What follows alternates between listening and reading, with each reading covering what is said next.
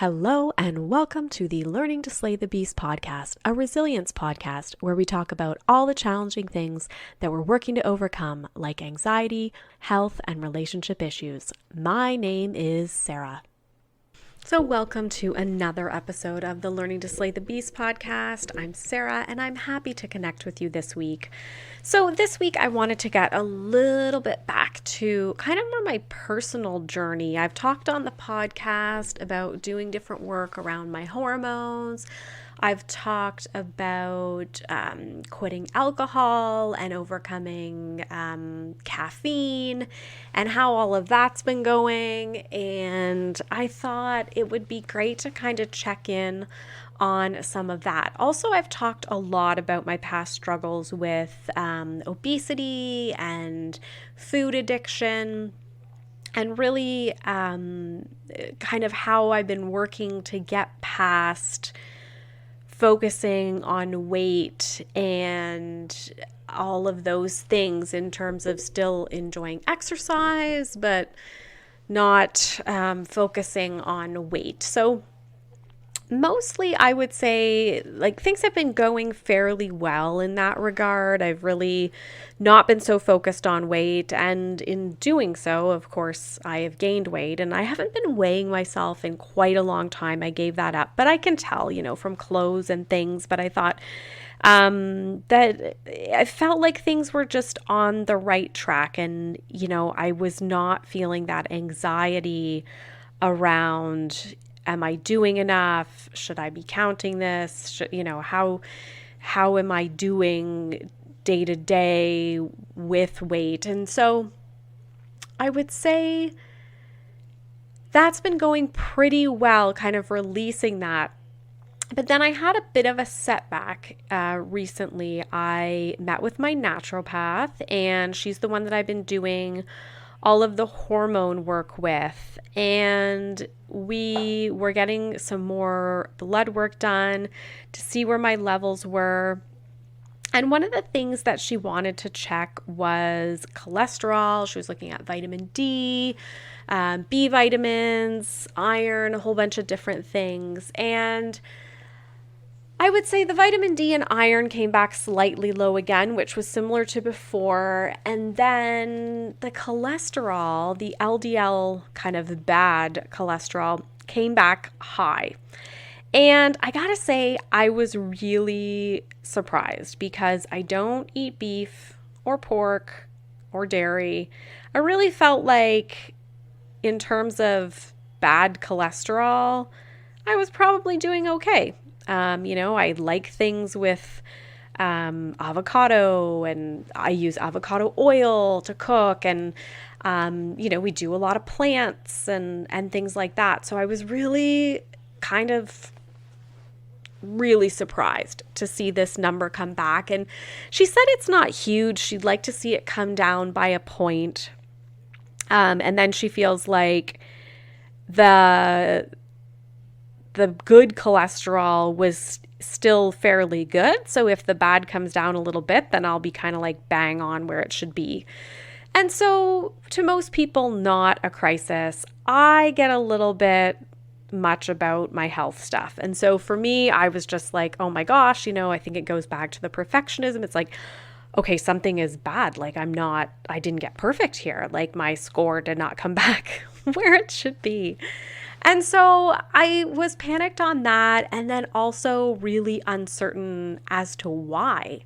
I know both of my parents have high cholesterol, so it could be genetic. And so we talked about what I could do.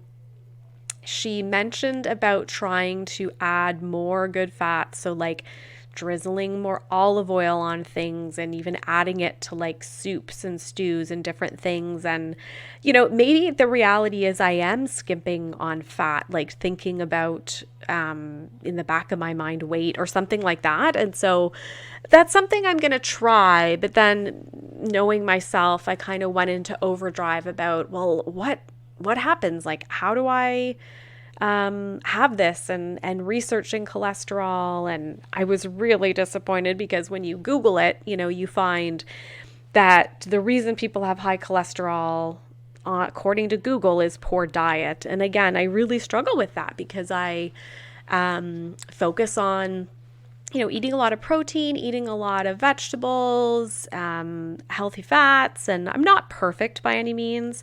I love a good treat. I love a good, gluten-free, dairy-free treat, but honestly felt like I had a good handle on LDL.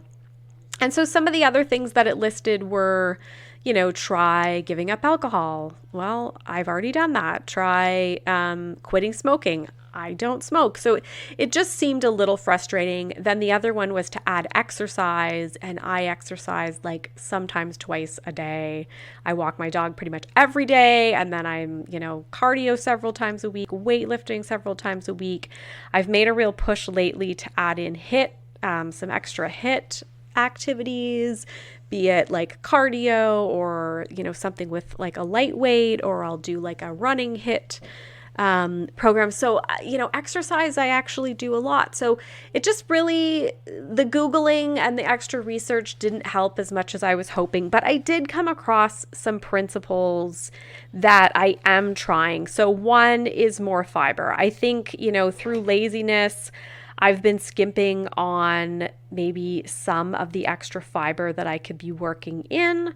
So trying to add like more fiber into each meal, extra vegetables, and seeing if that helps. And then the other thing is I'm trying to add in a bit more plant-based protein to see if that helps. Like I'm really heavy on chicken,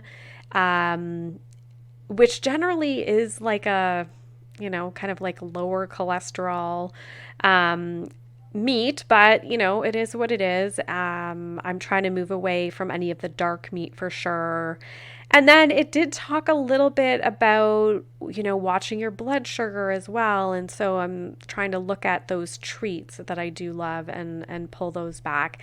And then another thing that came back, of course, in my search about, well, what can people do to lower their cholesterol was like, lose 10% of your weight. And so I'm kind of struggling with that one because I had not been focusing on that. And it's like, okay, but now do I need to for health? Like I'm really not sure. And so kind of wrestling with that and not wanting to trigger some of those old habits in terms of like micromanage dieting. I have started to keep a bit of a food journal again, thinking that I would like to see and have kind of a record of what I'm eating, not so much in a way of like restriction, but then if I'm going back and getting my blood work done again in 6 months, I can kind of look at, okay, here's all the things that I added or changed in terms of how I'm eating, and like, was that helpful? And if it's not, then I can look at, okay, well, what was part of this that wasn't great? The other thing that came up was stress. And so that's definitely something for me. And, it could be contributing, I guess. I try so hard to manage stress, but it's something that does often get the better of me. And again, something I think I need to really look at. I think one thing I'm trying though is to just like focus on the diet to start. I don't want to do too many things, I guess, at once, because then I won't know which one is helping. So I may just kind of leave my stress management as is. I've already added in like a bit of yoga, and I typically use exercise for a lot of my stress management. So it's something that I will see. I mean, maybe, I know I've always heard Tai Chi is amazing for stress, meditation, of course. Could try some of those things in 6 months, maybe if I find that the numbers aren't going down.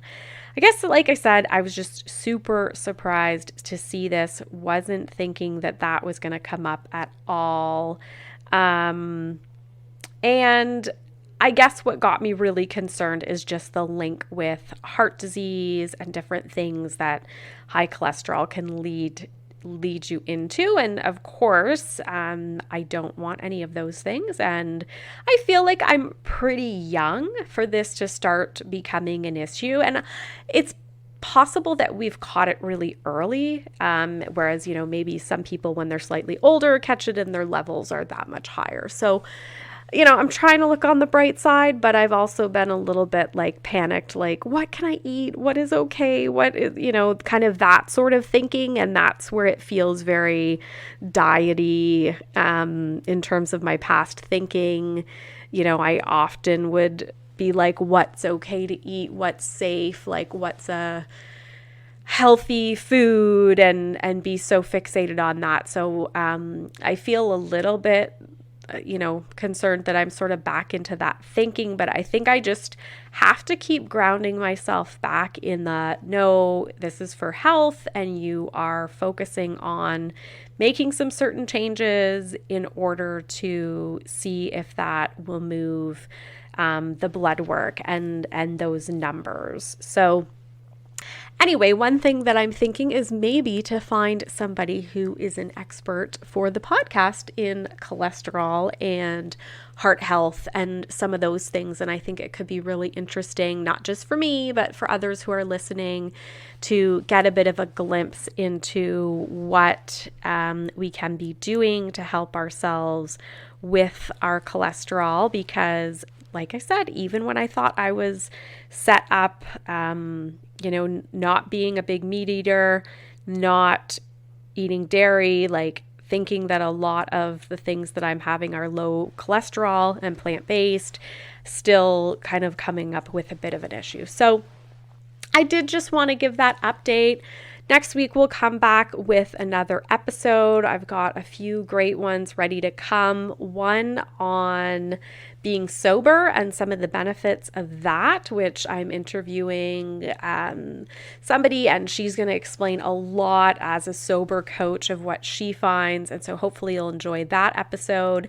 And then we've got another one to come on healing from divorce. So a lot of great stuff to come in this spring. I hope that everyone is enjoying a reprieve. We've had a little bit of more mild weather and a tiny bit of a melt and of the snow. So things have felt like maybe the spring is going to happen. I think with daylight savings time changing, we have been lucky to kind of get those longer daylight days and actually be able to get outside a little bit in the evening, which was not happening over the winter. So in terms of episodes, if you do know somebody that is an expert on heart health and cholesterol, please feel free to reach out to me. Or if you have any ideas of things that you would love to hear, please reach out to me at reallifeprojectco@gmail.com or on Instagram at SarahLadyGluten.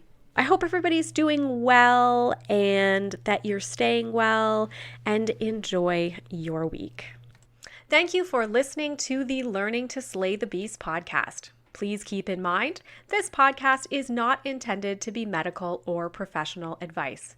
If you'd like to hear more from me, you can follow me on social media, Instagram and TikTok at SarahLadyGluten, or Facebook, Sarah_gluten-free lady.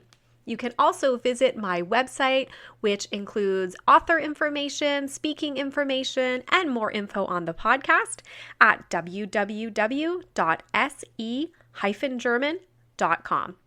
If you like the podcast, please feel free to review the podcast on your favorite platform and also subscribe, because it means that it will show up for you every week on your favorite podcast platform. Also, we've just started to have the ability to support the podcast. You can find this link in my Instagram bio or visit Ko-fi, ko-fi.com/learning to slay the beasts. Thanks again for listening and have a great week.